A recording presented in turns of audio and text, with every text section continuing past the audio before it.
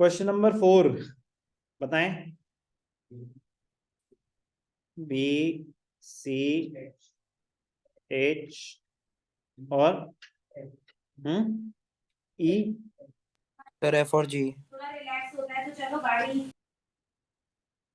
Relaxation चल रही है। बताओ बेटा, ए और डी भी है।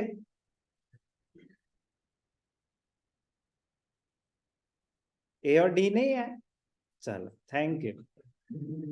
An accountant, while balancing his books, found there was a difference of 270 in the trial balance. Being required to prepare the final accounts, he placed the difference in a newly suspense account, which was carried to the next year. अब उन्होंने बताया कि debit side या credit side, तो इस case में आप पहले बैलेंस नहीं लिख सकते, पहले आप सारी रेक्टिफिकेशन करते हैं, फिर जहां पे डिफरेंस आ रहा होता है वहां पे लिख देते हैं to difference in trial balance और by difference in trial balance. कोई डाउट?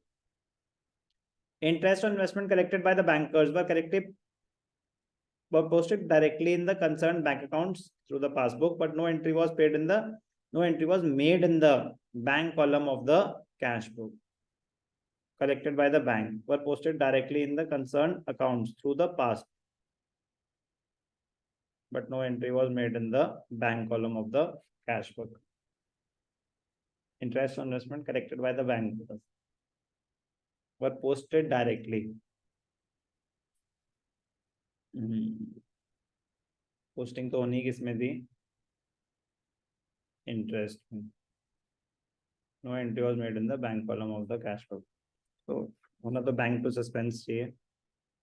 ठीक, बैंक टू सस्पेंस। क्यों बैंक टू सस्पेंस?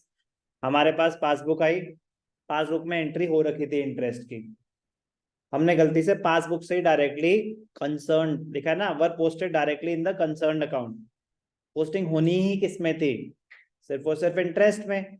कैश और बैंक का तो लेजर ही नहीं बनता, तो पोस्टिंग जिसमें होनी चाहिए थी वो हो गई। इसका मतलब इंटरेस्ट में गलती नहीं है, बट हम कैश बुक में दिखाना भूल गए। बट सर अगर कैश बुक में दिखाया ही नहीं तो इंटरेस्ट में गया कैसे?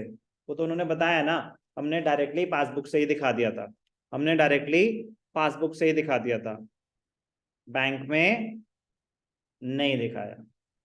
Bank to suspense. क्लियर है लॉजिक के साथ?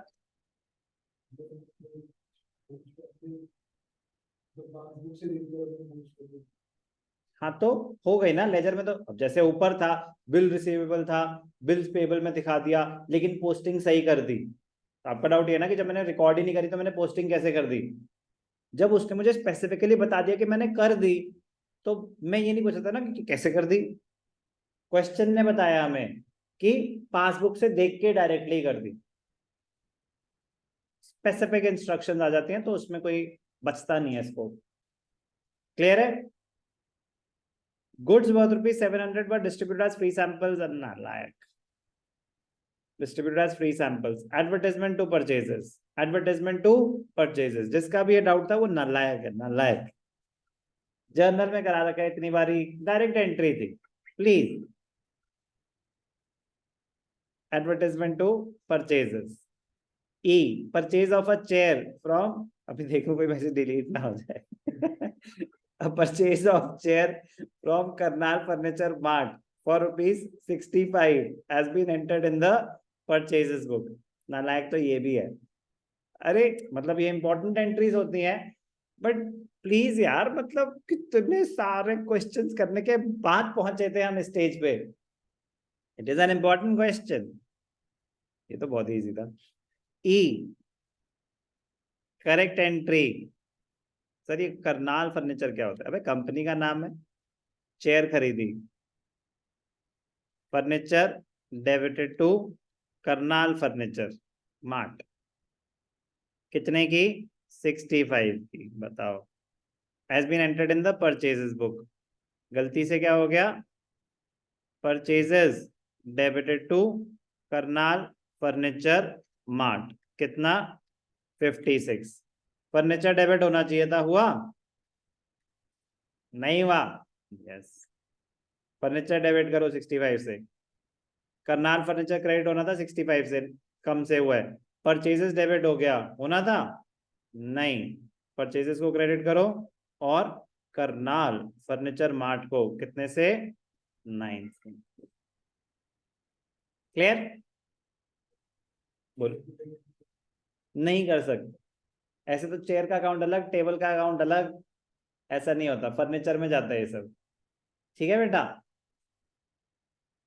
जवाब पूछ लिया। तो फैन खरीदा, एंट्री क्या होगी? ऑफिस इक्विपमेंट और इलेक्ट्रिकल इक्विपमेंट्स। बल्ब खरीदा तो, ट्यूबलाइट खरीदी तो ऐसे थोड़ी ना कि सबके लिए अलग अलग अकाउंट, इतनी इंपॉर्टेंस देने की जरूरत नहीं है, ये सब इलेक्ट्रिकल इक्विपमेंट्स में चले जाते हैं। तो ऐसे ही फर्नीचर, चेयर खरीदो, टेबल खरीदो, बेड खरीदो, आप भी सर बोलो। बट फैन वाली चीज फर्नीचर में नहीं आ सकती? बिल्कुल भी इलेक्ट्रिक। नहीं आ सकती, नहीं आ सकती। फैन फिटिंग्स में जाता है, मतलब कभी कभी ऐसा हेड होता है फर्नीचर एंड फिटिंग्स, तो वो कंपनी के ऊपर है ना कि उन्होंने क्लब कर रखा है। अगर आप बना रहे हैं जर्नल, आप जीरो से आप कर रहे हैं ना फिर तो अकाउंटिंग, तो फिर वो फर्नीचर में जाएगा, और मतलब फैन आपका इलेक्ट्रिकल फिटिंग्स में चला जाएगा। Okay okay. Yes sir. Furniture लकड़ी का सामान होता है सर, किसी किसी पंखे में भी वुड होती है, डिजाइन से फर्क नहीं पड़ता। चलो, F old machinery sold to proprietor Keshav. Proprietor को बेच रहे हैं, 400 was entered in the sales book. Old machinery sold to proprietor. Proprietor तो घर ले गया, ड्राइंग्स हैं ये तो, क्या है ये? ड्राइंग्स। ड्राइंग्स टू मशीनरी होना चाहिए था, हमने entered in the sales book as sales to Kishore कर दिया।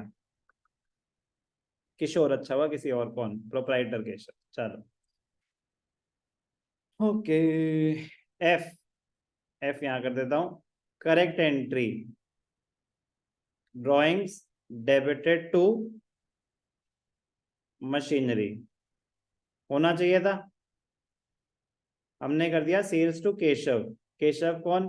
हमें क्या पता, Keshav to sales, entered in the sales book Kishore. Kishore sales to Kishore नहीं नाला है, Kishore to sales.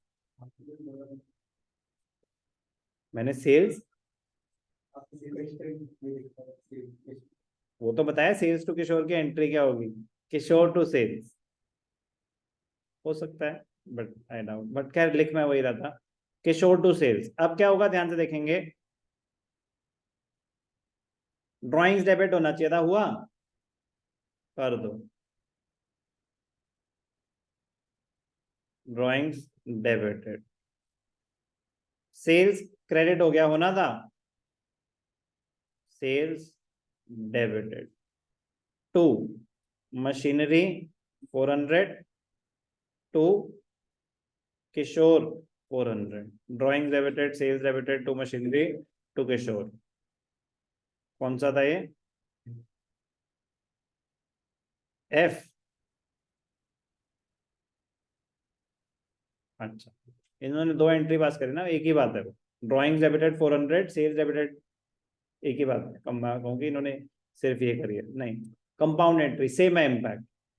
Drawings debited 400, sales debited 400, machine credited 400, Kishore credited 400, यही करा है हमने, सेम है एग्जैक्टली। कोई डाउट? अबे ओनर को सेल करी है, पैसे थोड़ी ना देता है ओनर कभी, उसके कैपिटल। प्यार से बोल रहे हैं कि हमने ओनर को बेच दी, ओनर घर ले जाता है, तो कौन बेच रहा है एक बार बता, किसने बेची ओनर को? ओनर ने बोल रहा है, हाँ क्वेश्चन बोल रहा है, ओनर को बेची। उसने तो इतने सारे पैसे दे रखे हैं, तो उसकी कैपिटल में से एडजस्ट हो जाते हैं फिर। अगर ये लिख देते स्पेसिफिकली ही पेड कैश, तो फिर तो कैश टू मशीनरी हो जाता। ये लिख सकते हैं theoretically, and he paid cash, क्योंकि पार्टनरशिप में होता है ये मतलब कॉन्सेप्ट ना, सोल प्रोप्राइटरशिप में तो नहीं होता, मैं तो ओनर हूँ, लेकिन पार्टनरशिप में हो सकता है कि 3 लोग हैं, तो फिर एक पार्टनर ने खरीदी कैश में, जब तक कैश वर्ड नहीं है ना, तब तक वो ड्रॉइंग्स पे डेबिट होगा। क्लियर? जी, cash purchases from Ajay were recorded in cash book as well as in purchases book. Cash purchases from Ajay, तो परचेजेस टू कैश तो सही एंट्री थी, परचेज बुक में भी दिखा दी परचेजेस टू अजय, तो अजय टू परचेजेस वाली रिवर्स कर देंगे हम। क्या कर देंगे, दो दिखा दी ना हमने, एक सही थी एक गलत थी, जो गलत वाली थी उसको रिवर्स कर दो। तो गलत वाली कौन सी थी, परचेजेस बुक वाली, परचेजेस टू अजय, तो अजय टू परचेजेस। कोई डाउट, क्लियर? सर एक बार दोबारा समझा दो, समझ में नहीं आई ये। मैंने कैश में सामान खरीदा अजय से, करेक्ट एंट्री क्या है, cash to purchases to cash, कहाँ रिकॉर्ड होनी थी, कैश बुक में। कर दी, ठीक है। As well as in the purchases book, और परचेज बुक में भी कर दी। परचेज बुक में कर दी तो क्या हो गया, मतलब इन्होंने दो जगह रिकॉर्ड कर दी ना। हाँ, परचेजेस टू कैश भी कर दी, हम्म। परचेजेस टू अजय भी कर दी, अच्छा। और उनका आगे का प्रोसेस भी कर दिया, पोस्टिंग भी कर दी। ठीक है। तो दोनों गलत है या दोनों में से एक सही है एक गलत है, वो वाली कैश बुक वाली सही लग रही है क्योंकि सर। कैश मैं खरीदी थी तो कैश हाँ, वाली सही है, तो क्रेडिट वाली पूरी की पूरी गलत रिकॉर्ड हो गई है, पूरी की पूरी रिवर्स हो जाएगी। बोलो, ठीक है, बस ठीक है, कुछ नहीं। क्लियर ना? हाँ जी। ठीक है, अब ये closing stock has been under valued, तो अंडर वैल्यूड मतलब short debit is rectified by debiting closing to suspense. Sir इसमें ट्रेडिंग अकाउंट क्यों लिखा है? अंडर वैल्यूड, ठीक है, इसलिए लिखा है कि वो दिखाया ही नहीं, फर्क हो जाता है। क्लोजिंग स्टॉक की ना एडजस्टमेंट एंट्री होती है, हमने जर्नल में करा था ना, हमने जर्नल में क्या करा था, क्लोजिंग एंट्रीज करी थी, हमने जर्नल में करी थी क्लोजिंग एंट्रीज, याद है कि नहीं याद है? तो उसकी एंट्री होती है क्लोजिंग स्टॉक की ना एडजस्टमेंट एंट्री होती है, अभी आपका उसमें भी आ जाएगा, फाइनेंशियल स्टेटमेंट्स आप करें ना, closing stock account debited to trading account होती है, इसकी एडजस्टमेंट एंट्री होती है क्लोजिंग स्टॉक टू ट्रेडिंग, याद है जर्नल में सीखी थी, यस और नो? गलत हो गई, एक्सेस हो गई तो रिवर्स हो रही है, तो सस्पेंस के थ्रू होगी। अंडर वैल्यूड मतलब 300 से एंट्री हुई ही नहीं, 300 अंडर वैल्यूड मतलब 300 से एंट्री पास ही नहीं हुई, तो 300 का ओमिशन है, वो ओमिशन को कैसे रेक्टिफाई कर रहे हैं, क्लोजिंग टू ट्रेडिंग करके। 300 रुपए से एंट्री ही नहीं हुई, ये क्लोजिंग स्टॉक में ध्यान रखेंगे, क्लोजिंग स्टॉक पे एप्लीकेबल है बस, because closing stock is an adjustment entry, closing stock is an adjustment entry. Excess हो गया तो आपको रिवर्स करना है, अब ट्रेडिंग अकाउंट के थ्रू नहीं, आपको रेक्टिफिकेशन करनी पड़ेगी, तो उसमें सस्पेंस आ जाएगा। बट जब रिकॉर्ड ही नहीं हुआ 300 का, वो ओमिशन है, ओमिशन मतलब 300 से एंट्री पास करनी है, तो एंट्री होती है क्लोजिंग स्टॉक की, क्लोजिंग स्टॉक टू ट्रेडिंग। ये एरर ऑफ कंप्लीट मतलब जिसे उतने पोर्शन के लिए पार्शियल ओमिशन बोल दो या कुछ भी बोल दो, उतनी एंट्री रिकॉर्ड ही नहीं हुई, समझ आई बात? इस वजह से ट्रेडिंग आ रहा है, और ट्रेडिंग ही आएगा जब क्लोजिंग स्टॉक अंडर वैल्यूड होगा। Question sir but number, under valued का तो ये मतलब है ना कि कम कम पैसे लगा दिए हमने। हाँ बेटा, क्लोजिंग स्टॉक कोई ट्रांजैक्शन नहीं होती, इस बात को समझेंगे कि क्लोजिंग स्टॉक ना कोई ट्रांजैक्शन नहीं है कि मैंने किसी से ट्रांजैक्शन करी, और क्लोजिंग स्टॉक का ना लेजर अकाउंट नहीं बनता, क्लोजिंग स्टॉक का लेजर अकाउंट नहीं बनता, ओपनिंग स्टॉक का बनता है, क्लोजिंग स्टॉक का नहीं बनता। क्लोजिंग स्टॉक की वैल्यूएशन होती है लेजर के बाद, अभी जब हम करेंगे ना क्वेश्चन फाइनेंशियल स्टेटमेंट्स, तो ट्रायल बैलेंस में क्लोजिंग स्टॉक नहीं आ रहा होता, क्लोजिंग स्टॉक ट्रायल बैलेंस के बाहर आएगा। क्यों? क्योंकि ट्रायल बैलेंस में आ रहे हैं सबके लेजर बैलेंसेस क्लोजिंग, तो क्लोजिंग स्टॉक एक ट्रांजैक्शन नहीं है, वो एक एडजस्टमेंट एंट्री है। तो जब वो एडजस्टमेंट एंट्री पास करी गई, 300 रुपए कम से वो एंट्री पास करी गई। अंडर वैल्यूएशन का मतलब ये है कि अगर आपका क्लोजिंग स्टॉक था 10,000, आपने गलती से दिखाया 9,700, तो 9,700 की तो हो गई entry closing stock to trading, 300 की वो एंट्री ही नहीं हुई, समझ आई बात? हाँ जी। तो इसलिए बस वो 300 से आप एंट्री पास कर देंगे। Okay, closing stock to trading, question number 4।